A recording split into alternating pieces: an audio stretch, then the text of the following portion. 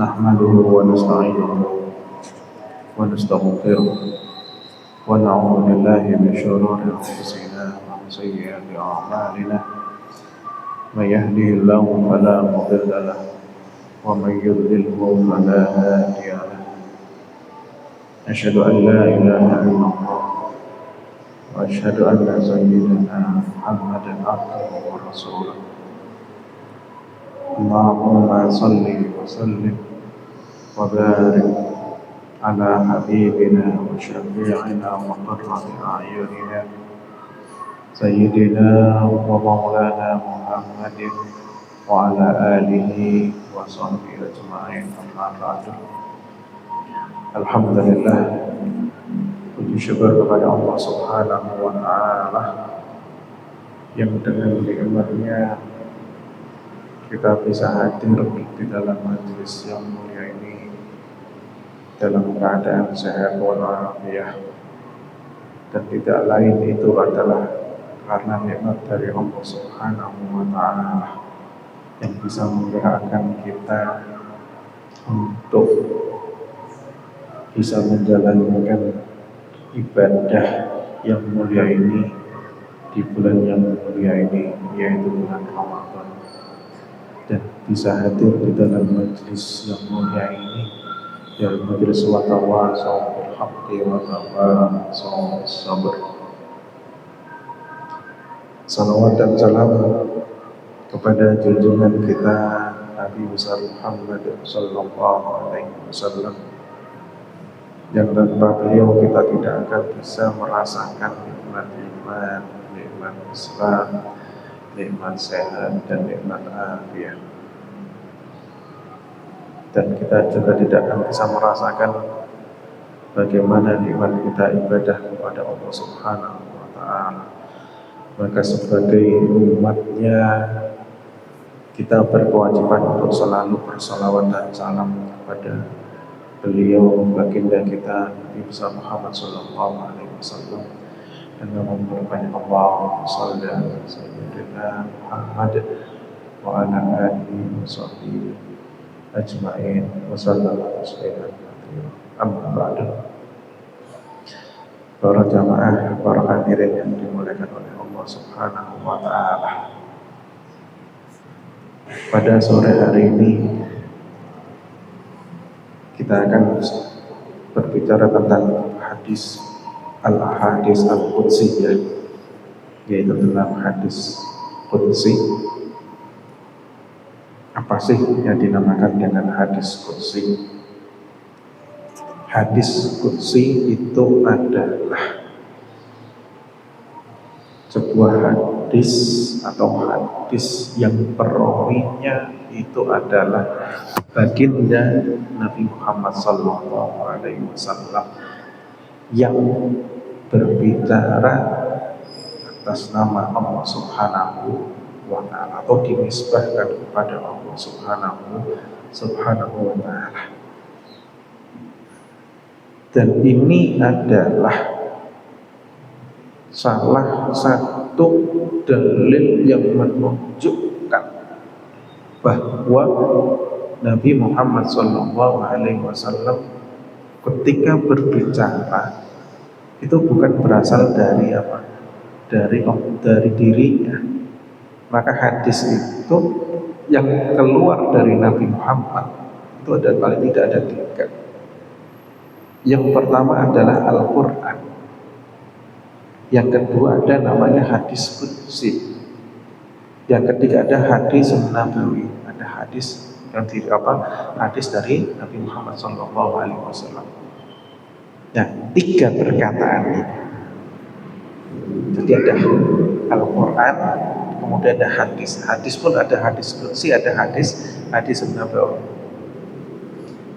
Dan ini adalah salah satu bentuk dari mukjizat Rasulullah SAW, atau salah satu dalil yang menunjukkan bahwa apa yang diucapkan oleh Rasulullah itu berasal dari Allah Subhanahu wa Ta'ala.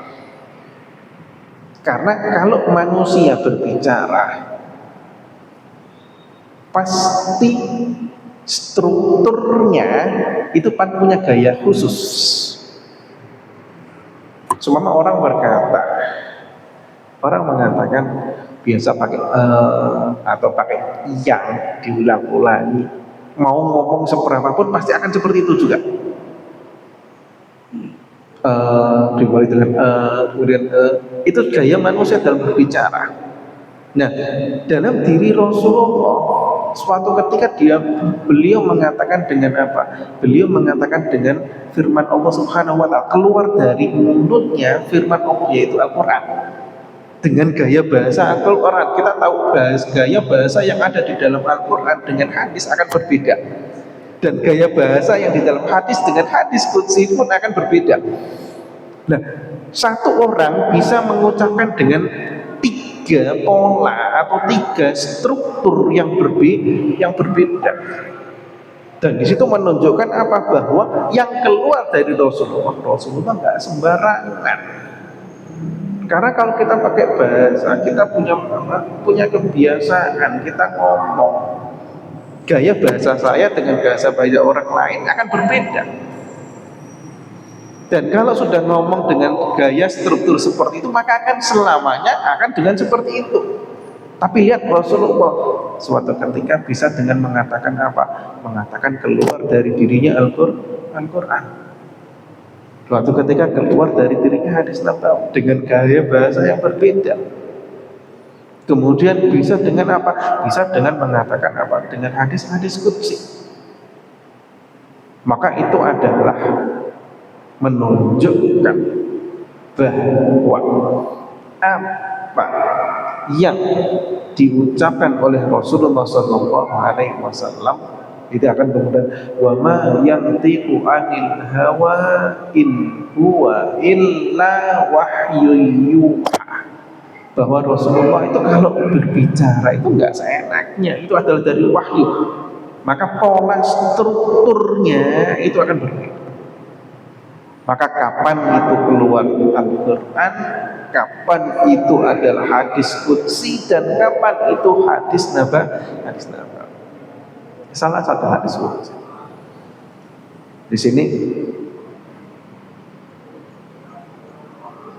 Ibnu Hajar Al-Haytami di dalam mensyarah di dalam Al-Arba'in An-Nawawi dalam hadis yang ke-24, di dalam hadis dari yang dari Abu Dzar Al-Ghifari dari Rasulullah SAW fi ma yarwi an Rabbih ta'ala annahu qala ya ibadi inni haramtu zulma ala nafsi wa ja'altuhu bainakum muharraman fala tazalamu. Maka di sini ya ibadi, wahai hambaku. Ini bahasa dari Rasulullah SAW. Bahasa dari Rasulullah, tetapi ya ibadi konteksnya ini adalah yang berbicara bukan Rasulullah SAW. Karena ini adalah Allah Subhanahu wa taala, karena yang mengatakan ya ibadi, wahai hambaku. Maka disitulah Allah berbicara dengan apa? Dengan hamba-hambanya. Inni haramtu zulma ala nafsi, bahwa saya mengharamkan kezaliman terhadap diri saya, dan saya menjadikan kezaliman itu juga haram di antara kalian. Fala tazalamu, maka janganlah kalian untuk saling menzalimi. Di dalam syarahnya di sini Ibnu Hajar Al-Haytami menyebutkan qala a'lamu anna al-kalam al-mudhaf ilaihi subhanahu salasatu aqsam.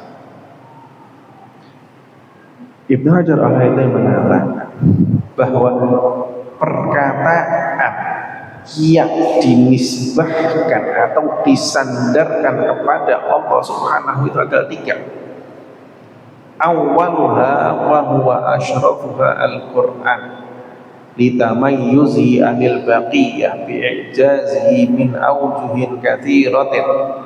Yang pertama itu adalah, dan yang paling mulia itu adalah Al-Qur'an. Karena Al-Quran mempunyai perbedaan terhadap selainnya. Karena Al-Quran itu adalah mukjizat dari berbagai macam sisinya. Dan itu adalah mukjizat wa qaumuhu mukjizatan baqiyatan ala mamarrid dahri, yaitu mukjizat yang baqiyah, yang kekal selama dunia masih ada, nanti sampai akhir zaman itu Al-Quran masih tetap menjadi sebuah mukjizat mahfuzah minat taghyiri wat tabdil, yang dijaga dari perubahan, dari apa? Dari minat taghyiri wat tabdil, dari perubahan dan dari apa? Dari perubahan.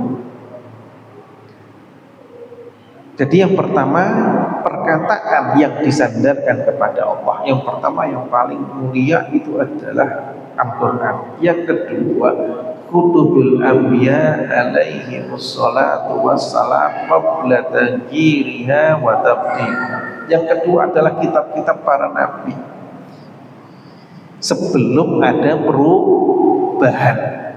Kitab Taurat, Zabur, Injil, sebelum ada perubahan. Yang ketiga, al-ahadits al-qudsiyah wa hiya ma nuqila ilaina ahadan anillahi ma'a isnadihi laha an rabbih wa hiya min kalamihi ta'ala fatuwahu ilaihi wa huwal ahad. Maka Ibnu Hajar Al-Haytami yang tingkatan yang ketiga itu adalah hadis qudsi, yaitu apa yang disampaikan kepada kita walaupun dengan jalur ahad. Ini akan jalurnya akan sama seperti halnya hadis-hadis yang lain. Maka ada yang mutawatir, ada yang namanya ahad. Maka di sini dengan ma'a isnadin ilaha an rabbih, maka dengan disandarkan kepada Allah Subhanahu wa taala, fa hiya min kalamihi fatudhafu alaihi, maka itu adalah termasuk dari perkataan Allah Subhanahu wa taala, maka disandarkan kepada Allah Subhanahu wa taala. Di sini kita mulai hadis yang pertama di dalam masalah hadis silaturahim. Qala Rabbul Izzah fil haditsil qudsi. Allah Subhanahu wa taala berfirman di dalam hadis Al-Qudsi, Anar Rahman khalaqtur rahim wa syaqaqtu laha isman min ismi man yasiluha asilu wa may yaqta'ha aqta'hu fa'abadtuhu. Akhrajahu Ahmad fi musnadihi wa Tirmidzi fi sunanihi wa qala haditsun sahih. Ini diriwayatkan oleh Imam Ahmad dan juga Tirmidzi dan dikatakan ini adalah hadis sahih. Jadi hadis yang pertama tentang silaturahim. Di sini Allah Subhanahu wa taala berfirman di dalam sebuah hadis qudsi, Anar Rahman, saya itu Rahman, wa syaqaqtu laha isman min ismi, khalaqtur rahim, dan saya menciptakan rahim. Nah, silaturahim. Wa syaqaqtu laha isman min ismi, dan kata rahim itu adalah syaqaqtu, syaqqa ya syukku, itu adalah apa? Memotong, dipotongkan dari nama Allah Subhanahu wa taala, karena nama Allah itu adalah Rahman, dan Allah menciptakan yang namanya rahim. Nah, maka rahim itu berasal juga dari Rahman. Man yasiluha asiluhu, barang siapa yang menyambung silaturahim, maka saya akan menyambungnya. Wa man yaqta'uha aqta'uhu. Barang siapa yang memutuskan tali silaturahim, maka Allah akan memutusnya. Fa'abat tuh, dengan bahasa yang berbeda. Fa'abat tuh benar-benar dipotong di sini. Maka kalau kita lihat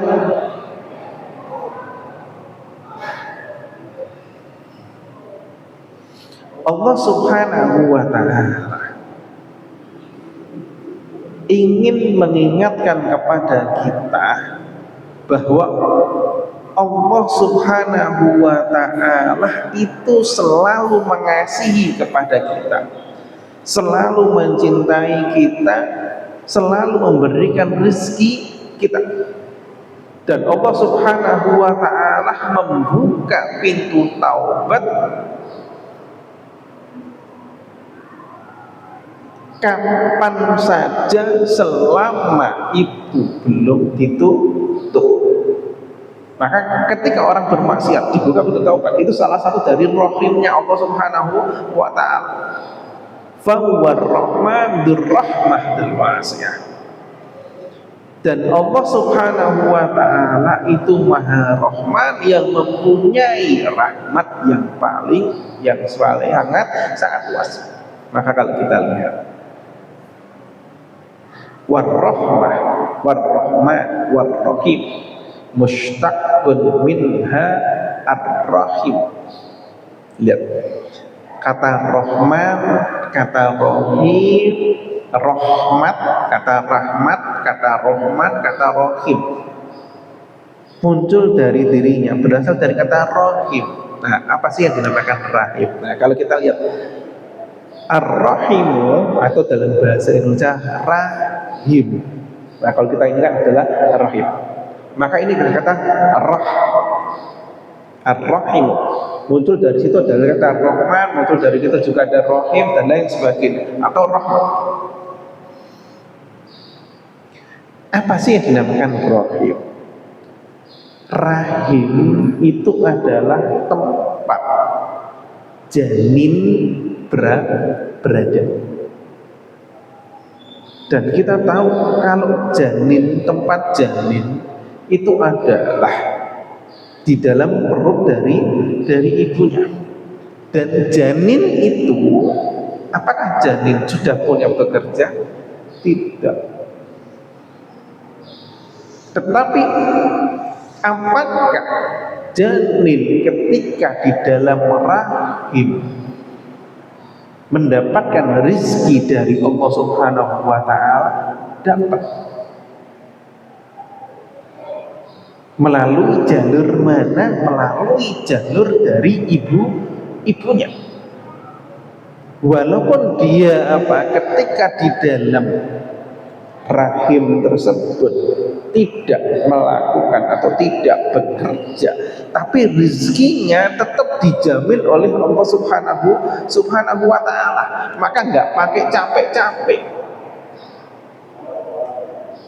nggak pakai pegel, tapi rezekinya ada jaminannya dari Allah Subhanahu wa ta'ala. Dan di situ menunjukkan bahwa Allah Subhanahu wa ta'ala tetap memberikan rezeki kepada seorang hamba, walaupun hamba tersebut tidak ngapa-ngapain, nggak capek-capek. Maka dinamakan, itulah salah satu dari sifat rahmahnya dari Allah Subhanahu wa ta'ala. Maka kata rahim atau kata rahim itu menunjukkan bahwa Allah Subhanahu wa ta'ala itu maha rahman rahim, mempunyai rahmat yang paling, yang sangat. Maka di sini undur ila unuwikum ala ibni wa hanaliha alaihi wa tajamusi an sayyati wa far'ani bi audati ilayya. Maka di situ lihat, seorang ibu saja kalau anaknya tadi di dalam rahim, dia rela makan, dia rela dia rela menjaga badannya, dia rela untuk menjaga makanannya agar janinnya tidak sakit. ketika anaknya lahir, maka apa? Maka dia sangat mengasihinya. Kalau ada kesalahan anaknya, dia diampuninya. Kalau anaknya datang, sangat bahagia. Itu seorang ibu terbanding. Bagaimana dengan Allah Subhanahu wa taala? Allah lebih dari situ.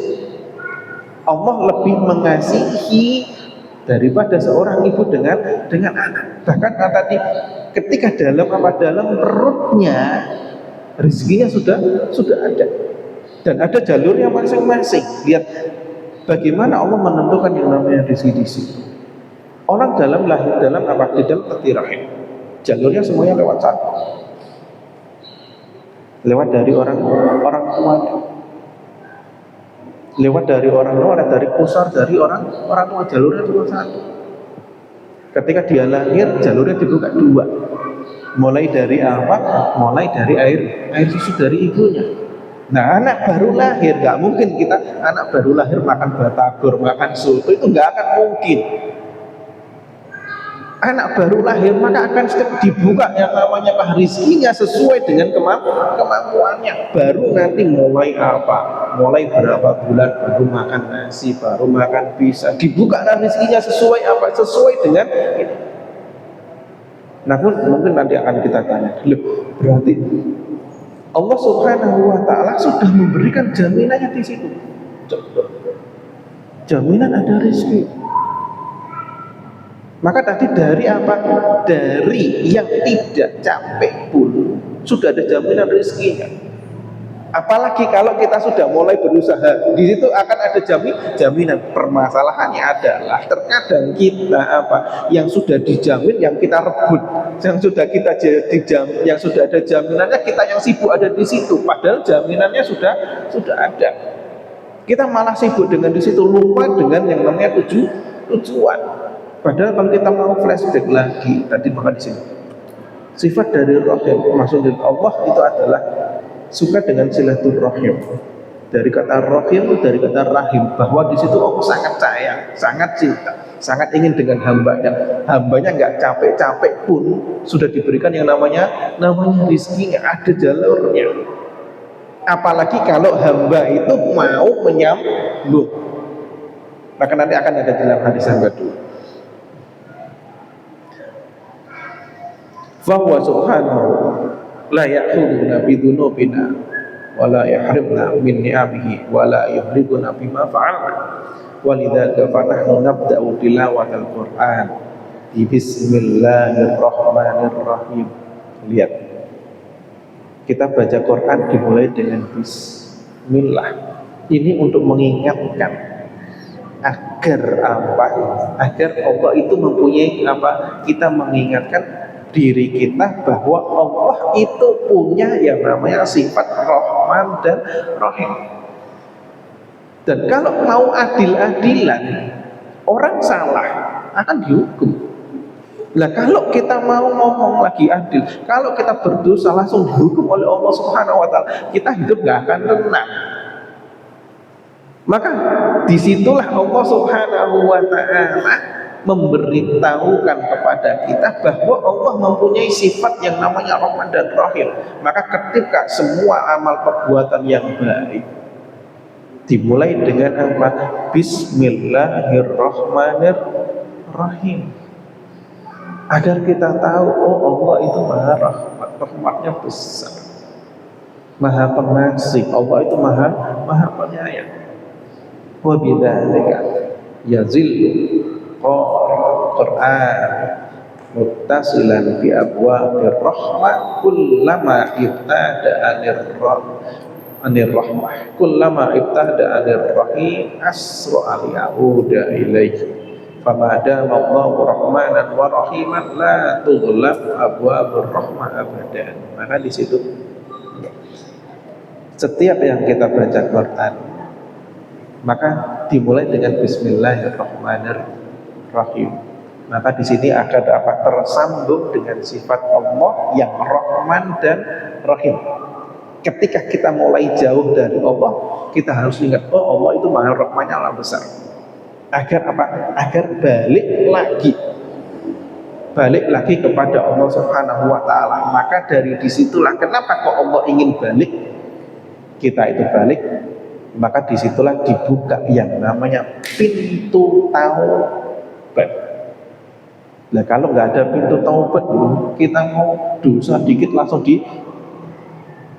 langsung dibalas oleh Allah Subhanahu wa taala, malah tambah malah akan tambah berbuat dosa lagi dan malah akan menjauh lagi.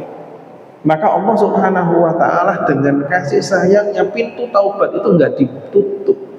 Ditutupnya kapan? Ditutupnya ketika idza balaghatil hulqum, sampai ketika roh sudah sampai di sini, orang sudah Orang sudah mau nazar. Atau nanti ketika Ketika mau hari kiamat, mulai yang namanya matahari terbit dari barat. Tapi sebelum itu pintu taubat itu dibuka oleh Allah Subhanahu wa taala. Maka lihat lagi. Wa hina nabda'ul amal halal bismillah. Fa anta ta'rif anna al-haqqa ma'budun wa lahu awamir bi if'al wa lahu nawahi bila taf'al. Ketika kita memulai sebuah perbuatan yang halal, kita mulai dengan bismillah. Ketika di situ kita mulai dengan bismillah, berarti kita tahu bahwa Allah Subhanahu wa taala itu adalah yang maha disembah. Ketika tahu Allah maha disembah, berarti Allah Subhanahu, kita tahu bahwa Allah itu ada perintahnya dan ada larangannya. Maka ketika mau berbuat haram atau berbuat maksiat, maka kita harus mempunyai rasa malu. Nggak akan berbuat maksiat. Kita kalau mau berbuat maksiat, kita mulai dengan Bismillahirrahmanirrahim. Maka tadi ketika berbuatan halal, kita mulai dengan Bismillahirrahmanirrahim. Maka di sini Allah Subhanahu wa taala dengan seperti itu, seorang hamba akan terhubung dengan Allah Subhanahu wa taala. Fa in kunta qad asaita Allah fi syai'in fa aqbil ala amalika bismillah li'annahu rahman wa li'annahu rahim. Fa huwa subhanahu wa ta'ala hina syara'a uqubatan ala ma'siyatin minal ma'asi fa ma'na dzalika annahu adzina bi an taqatil kal ma'siyah. Maka Allah Subhanahu wa ta'ala ketika kita bermaksiat kepada Allah Subhanahu wa ta'ala, maka ingatlah bahwa Allah itu Maha Rahman dan Maha Rahim.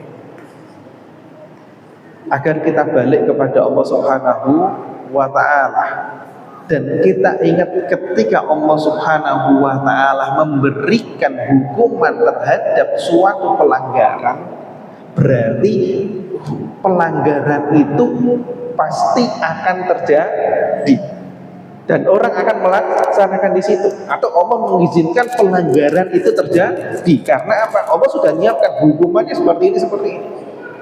Contoh,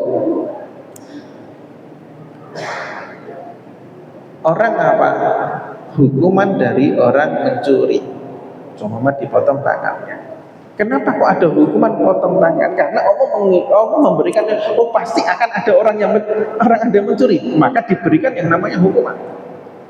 Tapi lihat ketika yang seperti itu, apakah ketika orang habis mencuri kemudian divonis selamanya akan seperti itu? Jawabannya adalah tidak. Allah Subhanahu wa ta'ala tetap masih membuka yang namanya pintu taubat. Maka disitulah kenapa kok ada Rahman dan Rahim.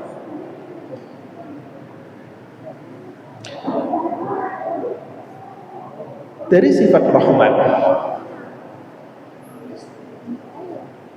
Allah Subhanahu wa ta'ala memberikan rahmat kepada seluruh umat manusia,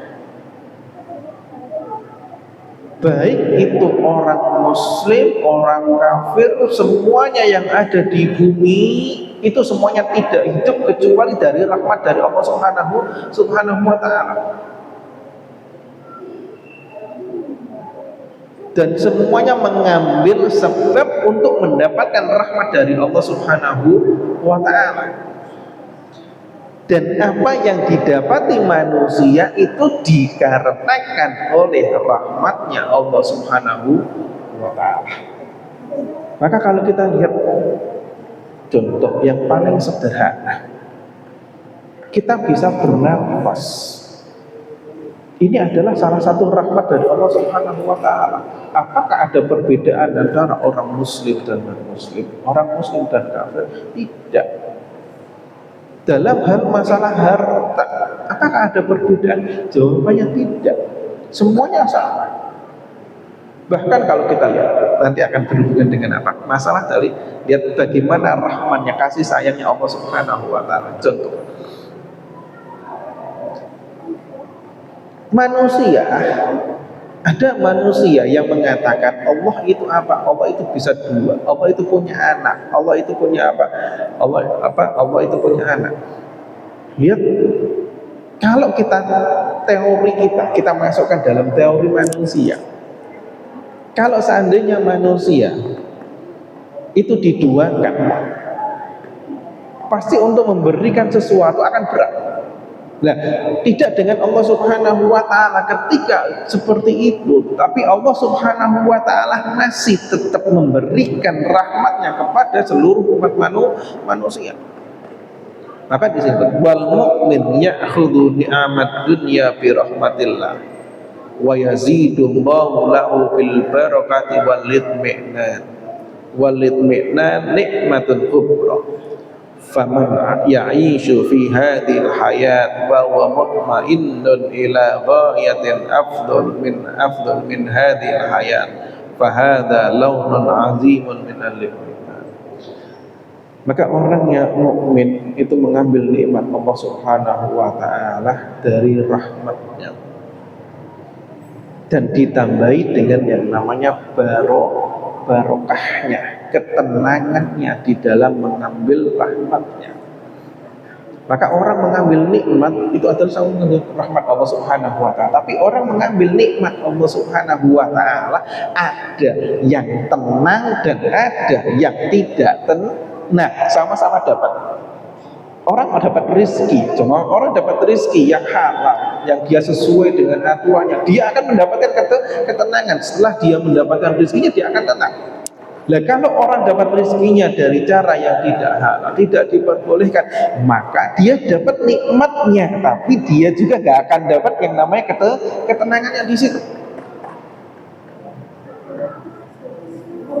Maka dia disebutkan, yaqulul haqq subhanahu wa ta'ala, alladzina idza asabathum musibah qalu inna lillahi wa inna ilaihi raji'un haula'i yaqulu anhum ulaika alaihim salawatun min rabbihim wa rahmah wa ulaika humul muhtadun. Lihat, stressing ada di sini. Orang yang terkena musibah, kehilangan nikmatnya, mereka mengatakan inna lillahi wa inna ilaihi raji'un, atau dalam kata ini biasa dikenal dengan yang namanya istirja, mengembalikan semuanya kepada Allah Subhanahu wa ta'ala. Berarti apa? Lihat, ini adalah walaupun kena musibah dikembalikan kepada Allah, berarti dia sadar apa yang dia miliki adalah berasal dari Allah Subhanahu wa ta'ala. Maka ketika diambil oleh Allah, maka dikembalikan kepada Allah Subhanahu wa ta'ala. Maka apa balasan bagi mereka? Ulaika alaihim sholawatun mir rabbihim wa rahmah wa ulaika humul muhtadun. Lihat, jadi orang yang mengatakan seperti itu, mereka mendapatkan sholat dari Allah Subhanahu wa ta'ala. Ulaika alaihim sholawatun, mereka mendapatkan sholat dari Allah Subhanahu wa ta'ala. Sholawatun mir rabbihim. Loh, sholatnya apa? Apakah Allah berarti sholat kepada mereka? Jawab tidak. Allah itu memberikan apa? Rahmat dan barokah kepada mereka. Artinya apa? Ketika mereka mengatakan inna lillahi wa inna ilaihi raji'un, walaupun dapat musibah, dia tetap tenang. Dia merasakan ketenangan, merasakan batinnya itu tenang karena dikembalikan kepada Allah Subhanahu wa taala. Dan ketenangan itu adalah juga namanya rahmat dari Allah Subhanahu wa taala. Wassalatu minal malaika istighfar, wassalatu minal mu'minin doa. Yang dimana sholat itu kalau disandarkan kepada Allah itu adalah rahmat atau barokahnya.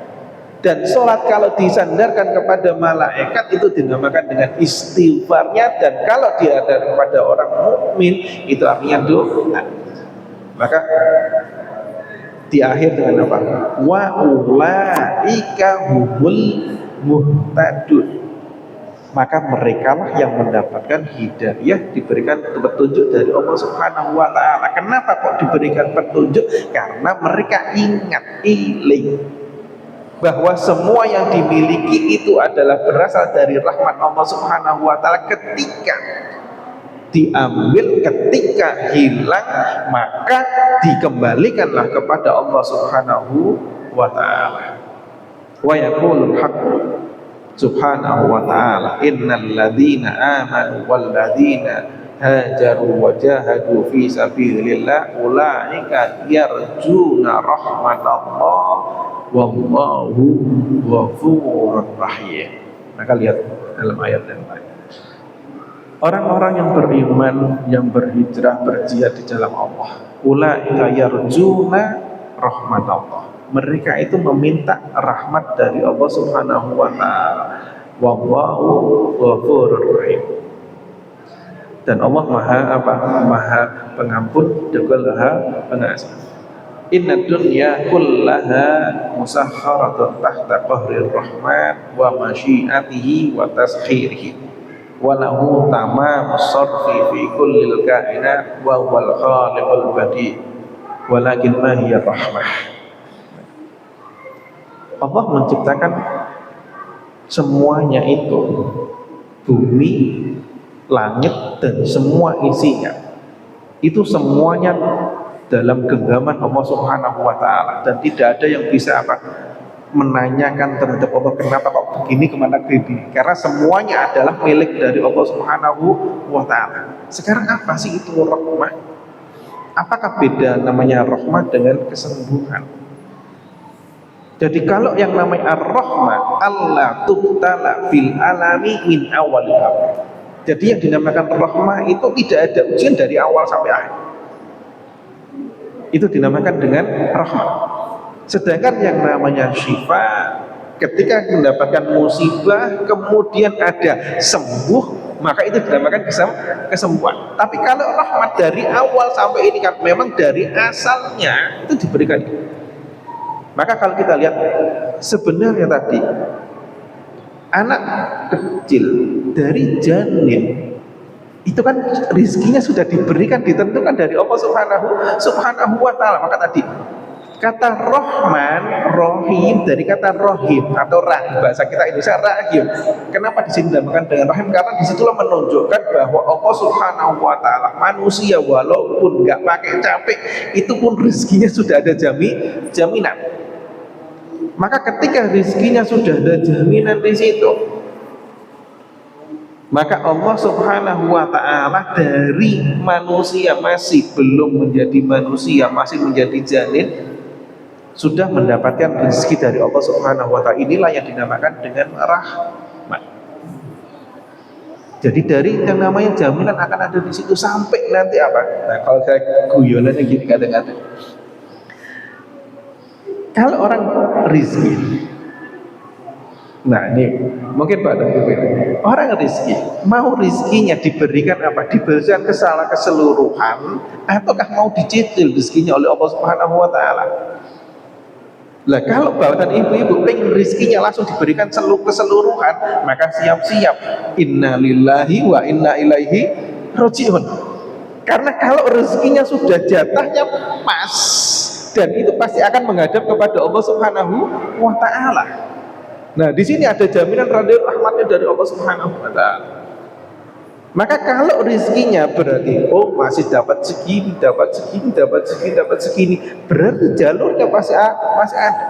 Maka salah satu contoh, ada seseorang ketika kecemplung sumur,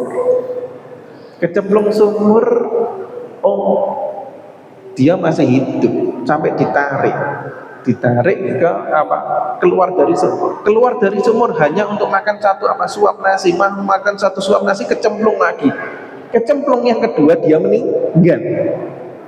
Lah berarti ini lihat, dia sampai kecemplung yang pertama dia tidak meninggal karena apa? Karena ada satu rezekinya yang belum sempurna, yaitu apa? Makan sesuap roti.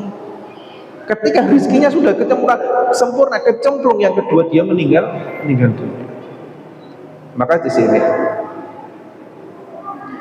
Allah Subhanahu wa taala memberikan dari rahmatnya di situ. Allah memberikan rahmat kepada seluruh manusia tanpa terkecuali. Tinggal nanti bagaimana kita menyikapi rahmatnya di situ. Maka ada yang bersyukur, ada yang tidak, ada yang syukur, ada yang kufur, ada yang beriman, ada yang tidak. Tapi Allah Subhanahu wa taala di sini dalam hadis tadi, Allah dari kata Rahman dan Rahim, kata silaturahim. Nah, kalau lagi hubungannya silaturahim itu berasal dari nama Allah Subhanahu wa taala. Maka kita diperintahkan untuk menjaga.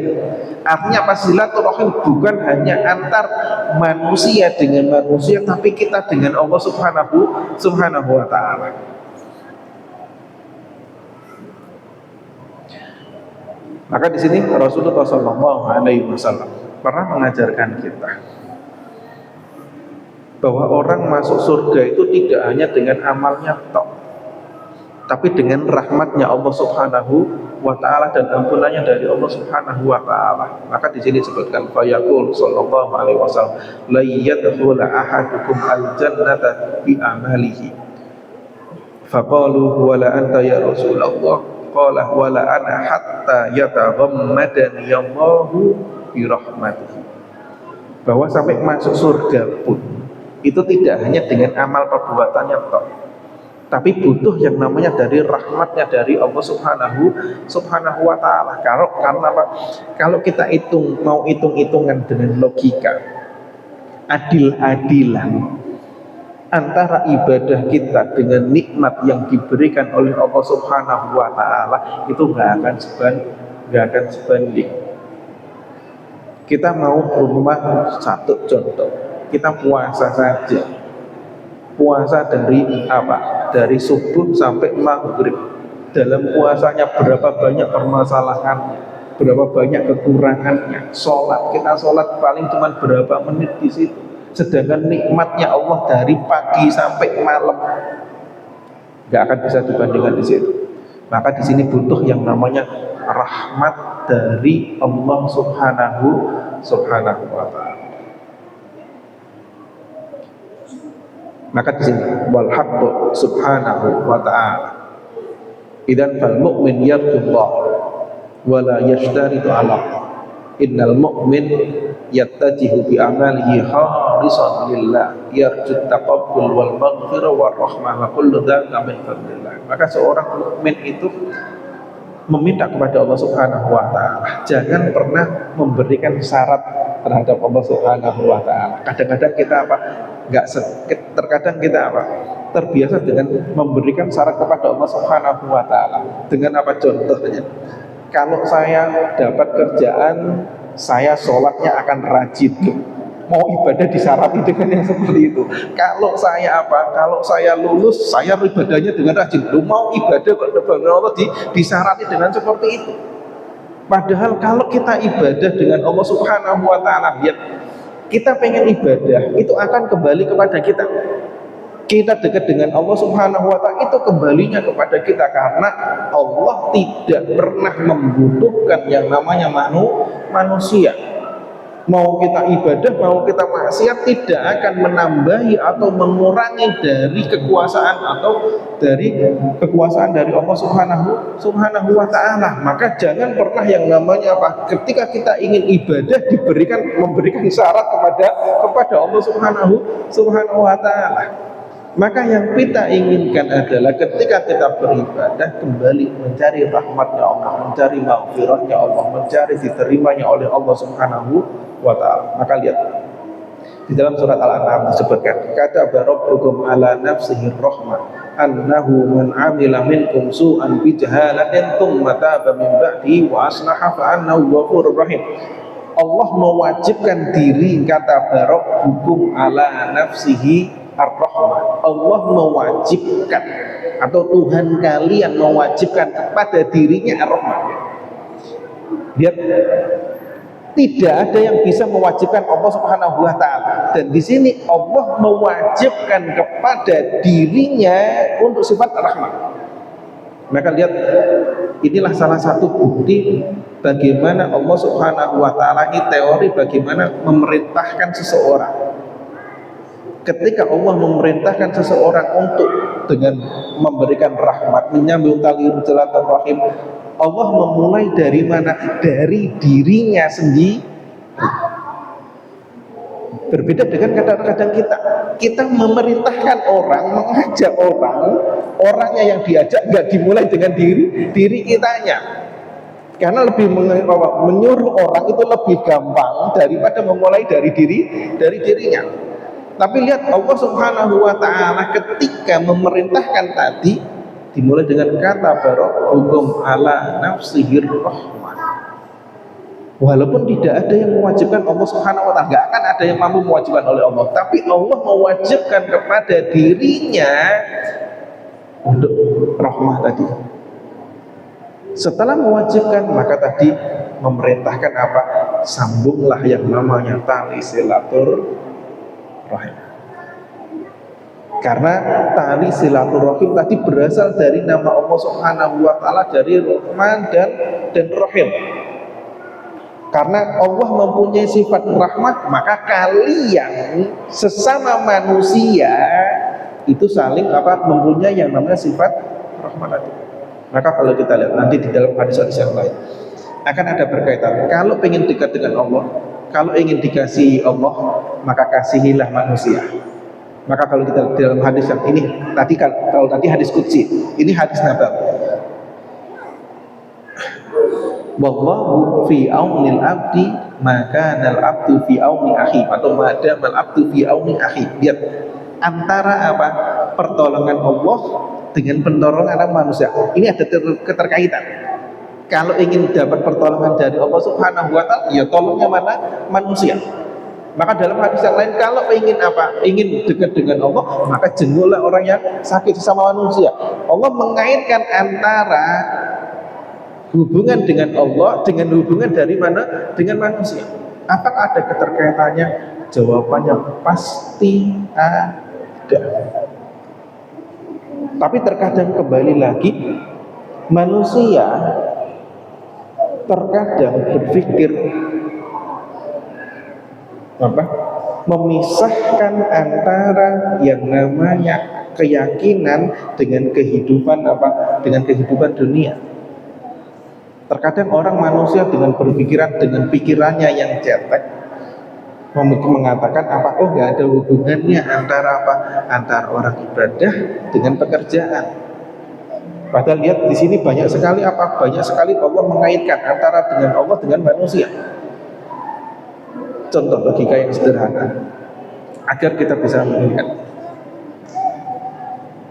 Terkadang kita tidak berpikir, hujan, air. Orang nggak dapat air. Pasti kalau kita lihat apalagi di zaman modern seperti kita, orang nggak ada air. Pasti pertama kali yang dicari apa? Jangan-jangan kerannya rusak. Jangan-jangan tornya nggak ada airnya. Pompanya rusak. Karena kita lihat sudah tersibukkan dengan apa? Tersibukkan dengan kebiasaan-kebiasaan yang seperti itu. Orang dulu ketika nggak ada air, coba, ketika belum ada sanyo, belum ada pompa air, belum ada toren. Kalau orang nggak ada air, apa yang dilakukan? Langsung minta sama apa? Sama Allah Subhanahu wa ta'ala. Minta sama yang di atas. Tapi kita sekarang sudah disibukkan dengan perantaranya sudah mulai banyak. Kalau nggak ada air, pasti lihat, jangan-jangan pompanya rusak. Kalau orang dulu ketika ini perantara-perantara belum ada, belum banyak, ketika nggak ada air, ya langsung berdoa. Langsung tahu bahwa apa? Bahwa ada zat yang menciptakan air untuk apa? Untuk turun air hujan. Tapi lihat Allah Subhanahu wa taala mengaitkan antara yang namanya sholat dengan yang namanya air hujan. Maka ada yang namanya sholat istisqa. Berarti antara sholat dengan yang namanya hujan itu ada kaitannya, dan hujan adalah bagian rahmat dari Allah Subhanahu wa ta'ala. Kenapa kok bisa seperti itu? Berarti kan antara sebuah ibadah dengan fenomena alam itu ada kaitannya. Bagaimana kita melogikannya? Maka terkadang apa? Terkadang kita memisahkan di sini, nggak ada kaitannya sama sekali. Ilmu alam ya ilmu alam, ilmu dengan Allah ya ilmu dengan Allah. Padahal ini ada keterkaitannya. Maka kalau kita lihat hujan, terkadang kita mendapati satu daerah bisa jadi satu garis di sini. Sebelah kaki kanan hujan, kaki kiri nggak hujan. Kok bisa seperti itu? Berarti kan apa yang namanya hujan itu ada ukuran yang pasti. Ada yang mengatur, oh hujannya sampai sini tok. Dan di situ siapakah ada yang menggerakkan? Ada, yaitu Allah Subhanahu wa taala yang memerintahkan. Maka dalam salah satu hadis disebutkan bagaimana seorang pernah mendengar ada awan berbicara, iski mazrata fulan, awan hujanilah kebun dari orang ini. Maka ada orang di sini ketika mendengar ada ucapan yang seperti itu, dia bertanya-tanya, ada apa kok ini awannya ini diperintahkan untuk menghujani dari situ? Maka dia ketika ketemu mama fulan ini siapa, akhirnya ketemulah dengan apa? Dengan orang apa? Dengan nama tersebut, orang yang mempunyai nama tersebut. Maka pertanyaan dia, perbuatan apa yang kamu lakukan sehingga air hujan itu hanya menghujani dunia? Maka dia mengatakan, saya itu punya kebun di sini. Itu hasilnya saya bagi 3. Yang pertama sepertiga itu untuk apa? Untuk saya jadikan modal lagi. Sepertiga itu untuk apa? Untuk memberikan kehidupan bagi anak keluarga. Dan sepertiga lagi untuk saya sedekahkan. Berarti di sini kalian lihat ada kaitannya antara sebuah perbuatan dengan yang namanya fenomena alam. Kenapa kok bisa seperti itu? Karena Allah Subhanahu wa ta'ala menciptakan alam semesta itu semuanya adalah untuk membantu dari manusia.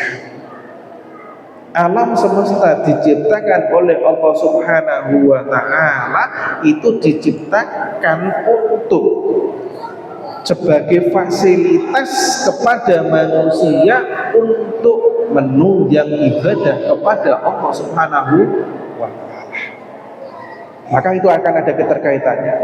Maka kalau dengan manusia manusia melenceng jauh, maka di sini juga akan berubah. Oke. Kembali lagi di sini. Wa min dhawahir rahmatillah annahu man amila minkum su'an bijahalatin thumma taba min ba'dihi wa aslaha fa annahu ghafurur rahim. Dan salah satu bentuk rahmat Allah Subhanahu wa ta'ala yaitu Allah mensyariatkan dengan yang namanya taubat. Itu salah satu dari rahmat Allah Subhanahu wa ta'ala. Maka bagi orang-orang yang melaksanakan dosa atau mengerjakan perbuatan yang dosa dikarenakan apa? Dikarenakan kebodohannya, maka Allah Subhanahu wa ta'ala memerintahkan untuk taubat di situ. Kenapa kok diberikan taubat? Bahasanya nanti akan lihat Allah sebenarnya dengan bahasa Ghafurun Rahim. Allah Maha Pengampun juga Maha Penyayang di situ. Maka akan ada apa? Akan ada dua golongan. Ada orang yang apa? Ketika dia berbuat maksiat, dia ingat kepada Allah, dia bertaubat. Ada yang apa? Orang yang berbuat maksiat, dia tidak pernah apa? Tidak pernah menyesal, merasa hidupnya masih panjang. Dan di sini sebenarnya apa? Pintu taubat itu masih terbuka. Tetapi kan kita tidak tahu sampai kapan kita hidup, kapan kita meninggal dunia. Maka kalau sudah masuk di dalam masanya, masuk di dalam batasannya, maka nanti akan tertutup yang namanya pintu taubat. Maka di akhir di sini, la tuqbalu taubat. Siapa sih yang tidak diterima taubatnya? Walaysa at-taubatu lil ladzina ya'maluna sayyi'at hatta idza hadara ahadahumul maut qala inni tubtul ana walal ladzina yamutuna wa hum kuffar ulaika a'tadna lahum adzaban alim. Yang gimana sini bab terakhirnya Allah Subhanahu wa ta'ala pintu taubat, membuka pintu taubat sebesar-besarnya. Tapi ada batasannya sampai kapan? Hatta idza hadara ahadahumul maut, sampai orang hadir, sampai orang nazar di situ. Kalau sudah sampai nazar, dia mengatakan saya bertobat, maka di tobatnya sudah tidak diterima oleh Allah Subhanahu wa taala. Dan orang kalau sudah meninggal dunia, maka di sini batasannya seperti nanti batasan yang lebih besar adalah ketika matahari sudah mulai terbit dari barat. Maka sebelum masa itu Allah Subhanahu wa taala masih membuka pintu taubat bagi orang yang berbuat maksiat. Maka tadi sudah saya sebutkan, kenapa Allah ada memberikan apa? Memberikan hukuman?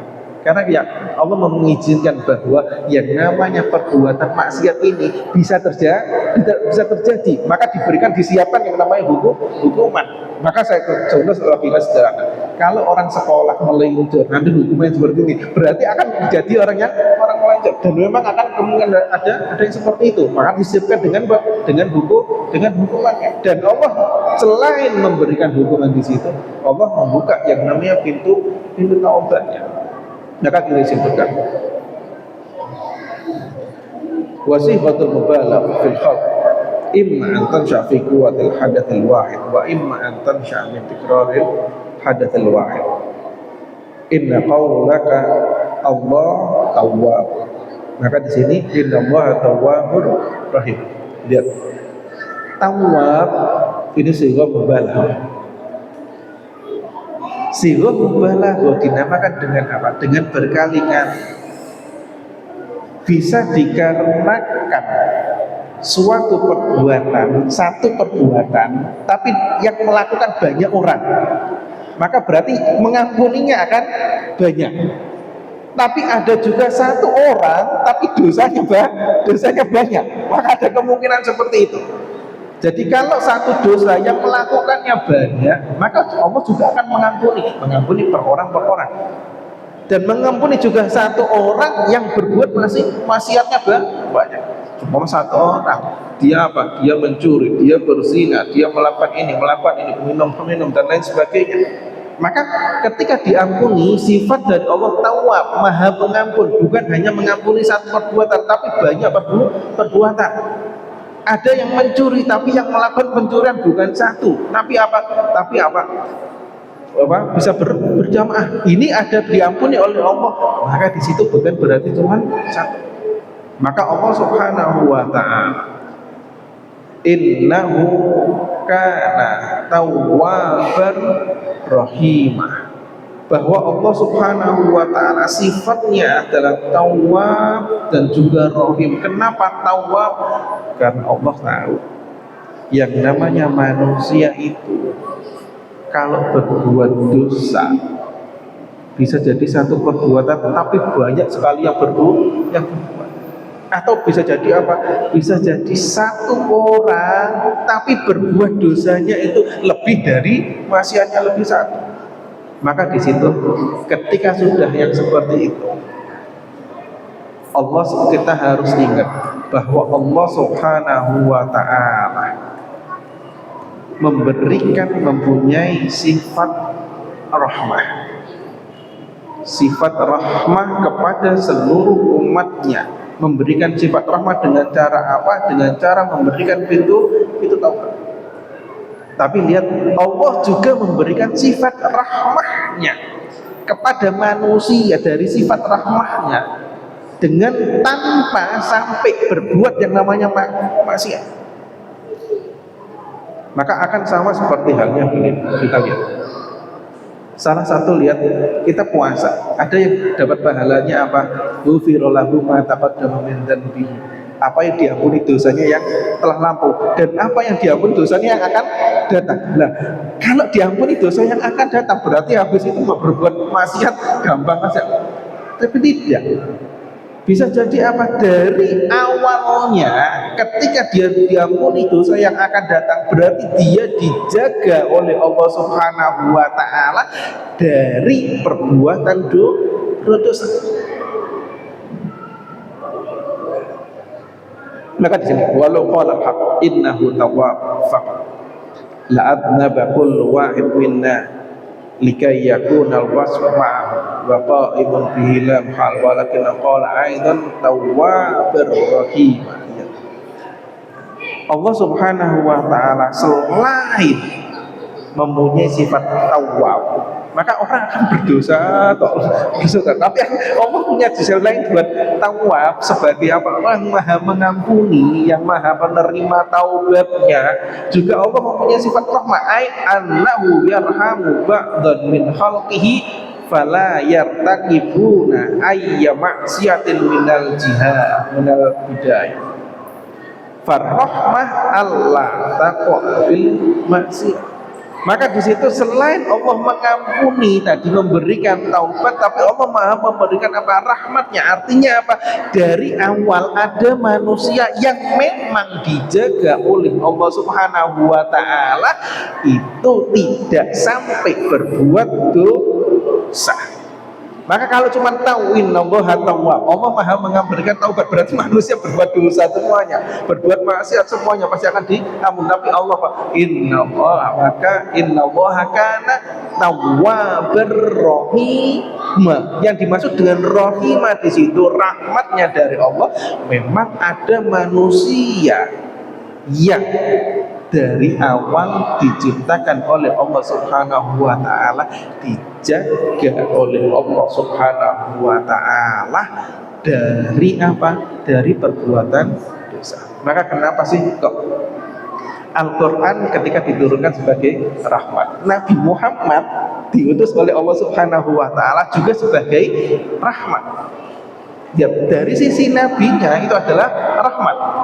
Dari sisi Al-Qur'annya, ajarannya itu adalah rahmat. Dari sisi Al-Qur'annya itu adalah rahmat. Karena dari sisi nabinya memang dijaga oleh Allah Subhanahu wa taala tidak sampai berbuat dosa agar bisa menjadi petunjuk, bisa menjadi contoh bagi umat manusia. Maka ini akan ada hubungannya.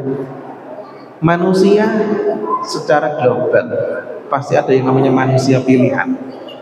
Ini akan menjadi sebuah contoh. Bukan berarti pilihan ada dia membedakan antara ini dan ini, tidak. Bulan juga ada seperti itu. Ada bulan pilihan. Semua kita di sini ada 12 bulan, ada bulan Ramadan. Bukan berarti bulan Ramadan akan membedakan yang, tapi ini adalah sebagai apa? Sebagai momen untuk agar yang lain mengikuti. Tanah Juga seperti itu, ada tanah semuanya di situ, tapi ada yang namanya tanah haram. Kenapa kok bisa seperti itu? Agar ini sebagai apa? Sebagai contoh dari yang lain. Saya kira saya coba sampai di sini. Insya Allah nanti akan kita lanjutkan di minggu yang akan datang. Mari kita tutup dengan doa kepada Allah Subhanahu Wa Taala agar apa yang kita baca pada sore hari ini bisa mendekatkan diri kita kepada Allah Subhanahu wa taala. Mari kita berdoa dulu. Bismillahirrahmanirrahim. Allahumma shalli ala sayyidina Muhammad wa ala sayyidina Muhammad. Hamdan wa bi ni'amahu wa yukafi zidah ya rabbana lakal hamdu kama yanbaghi li jalali wajhil karim wa sultanik.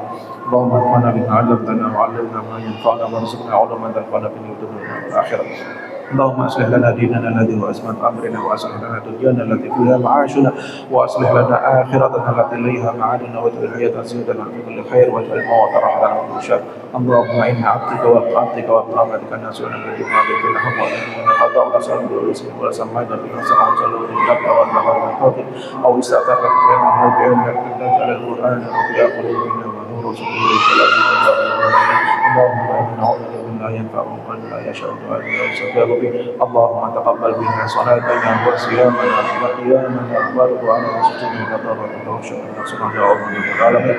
ربنا آتنا في الدنيا حسنة وفي الآخرة حسنة وقنا عذاب النار وأدخلنا من الأبرار والعاصي العالمين. وصلى الله على سيدنا محمد وسلم.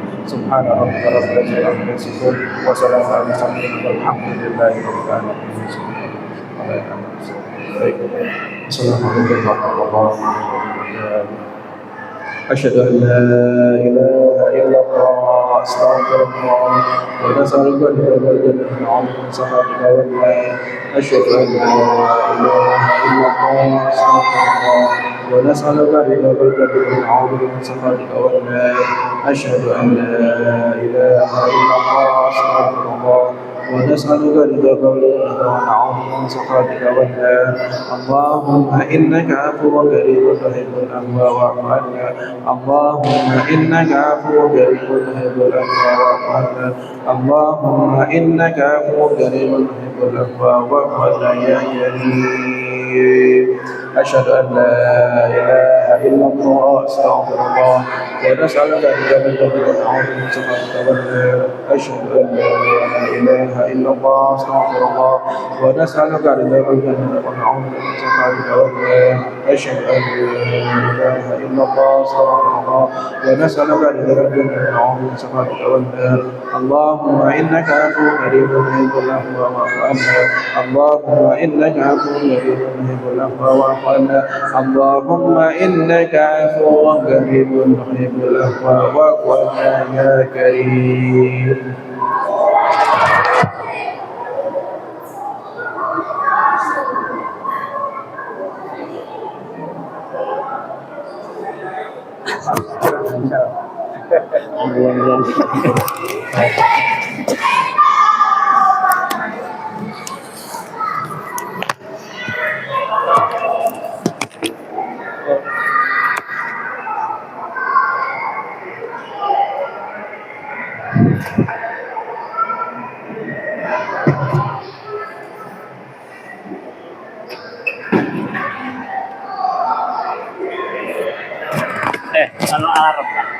Kalau alarm sih, apa ada?